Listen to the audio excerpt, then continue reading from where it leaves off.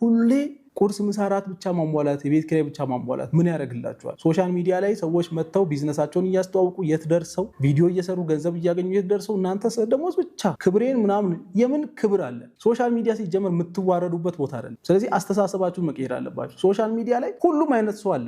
ለምሳሌ አንዳንድ ሰው ምን ብሎ ያስባል? ሶሻል ሚዲያ የዱርዬ ብቻ ቦታ አድርጎ ያስባል። አዎ ሶሻል ሚዲያ ላይ ዱርዬ አለ፣ ግን በተቃራኒው ደግሞ ሃይማኖታዊ ኮንተንት ብቻ የሚሰራ ሰው የለም እንዴ? ቄስ የለም ሶሻል ሚዲያ ላይ? ፓስተር የለም? ሼክ የለም ሶሻል ሚዲያ ላይ? ዱርዬም አለ፣ ሃይማኖታዊም ሰው አለ። የትምህርት ደረጃ ለምሳሌ በሚመለከት ምንም ያልተማረ ሰው አለ አይደል ሶሻል ሚዲያ ላይ። በዛው ልክ ደግሞ ፕሮፌሰር አለ፣ ዶክተር አለ፣ ጠበቃ አለ። እናንተ ከዚህ ውጪ ናችሁ አይደላችሁ።